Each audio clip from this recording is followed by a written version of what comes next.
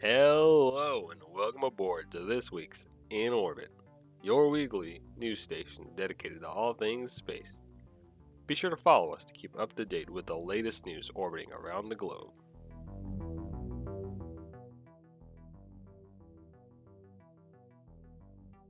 Our first story for today: the U.S. Space Force plans to make a lot of announcements during the month of December as the service approaches its 1 year anniversary. One of the most anticipated announcements is the official name of Space Force members who are currently still airmen, because the new service has not yet selected a monk year for space personnel. Thousands of Air Force space operators who have begun the process of transferring to the Space Force informally call themselves space professionals. Having an official name is seen as an important step in building a service culture and attracting recruits, but the process has taken longer than expected. Leaders worry about rushing to pick a name and then regretting their choice. Space Force senior leaders don't want their successors to undo a lot of things and the decisions that were made in haste. Another pending decisions are the rank and insignia for the officers and enlisted personnel. A rollout was expected this summer but had to be put on hold after the House passed an amendment to the 2021 National Defense Authorization Act to make Space Force use naval ranks. The Space Force now has to wait for the issue to be resolved in a House Senate NDAA conference later in the year.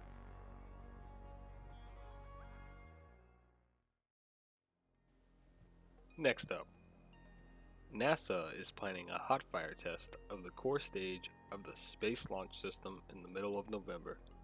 A schedule, it says, keeps it on track for its first launch late next year. During an October 13th media teleconference, officials with NASA, Boeing, and Aerojet Rocketdyne said they are making good progress on a series of tests of the core stage at the Stennis Space Center in Mississippi, collectively known as the Green Run. Those tests will culminate in a full during firing of the stage's 4 RS-25 engines. Most recently, technicians completed the 6th of 8 planned tests, a practice countdown, on October 5th. We haven't seen anything we didn't understand during those tests, said John Shannon, Boeing Vice President and Program Manager for SLS. Now we're ready for the next 2 stages. Those 2 final tests are a wet dress rehearsal where the core stage is filled with liquid hydrogen and liquid oxygen propellants to test fueling and related systems, and then the hot fire test itself. Shannon said that the wet dress rehearsal is currently scheduled for October 30th. If there are no problems with the test, they will proceed with the hot fire test on November 14th. Once the test is complete, technicians will perform refurbishments on the core stage, then take it off the test stand and ready it for shipment to the Kennedy Space Center. Shannon said the goal is to ship it to the KSC by January 14th and begin preparations for the Artemis 1 launch, currently scheduled for November 2021.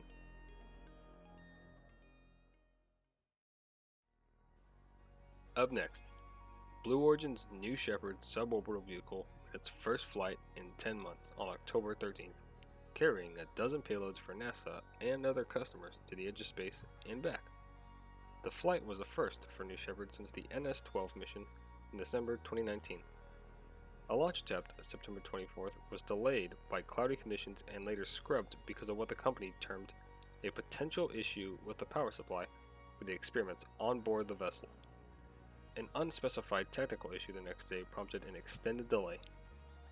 The NS-13 mission carried a dozen science and technology demonstration payloads, including the NASA's deorbit, descent, and landing sensor demonstration.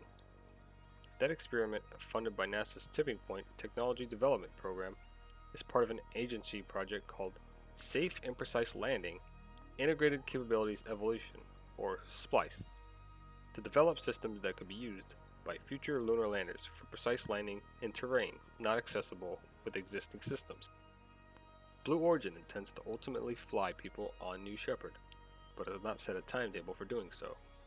Early last year, the company's founder, Jeff Bezos, suggested crewed flights that could begin later that year, but Blue Origin's executives later said they slowed down work on the program. In February, company officials, speaking on background, anticipated needing 3 or 4 more uncrewed missions before they were really ready to start flying people.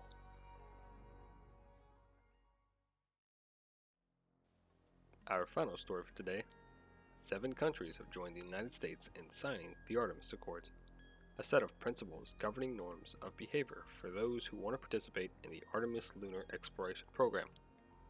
During a session of the International Astronomical Congress on October 13th, NASA announced that Australia, Canada, Japan, Luxembourg, Italy, the United Arab Emirates, and the United Kingdom had joined the US as being the first to sign the Accords, which NASA announced in May.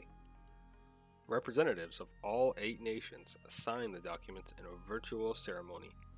The Accords, 7 pages long, outlined a series of principles that countries participating in the Artemis program are expected to adhere to, from interoperability and release of scientific data to use of space resources and preserving space heritage.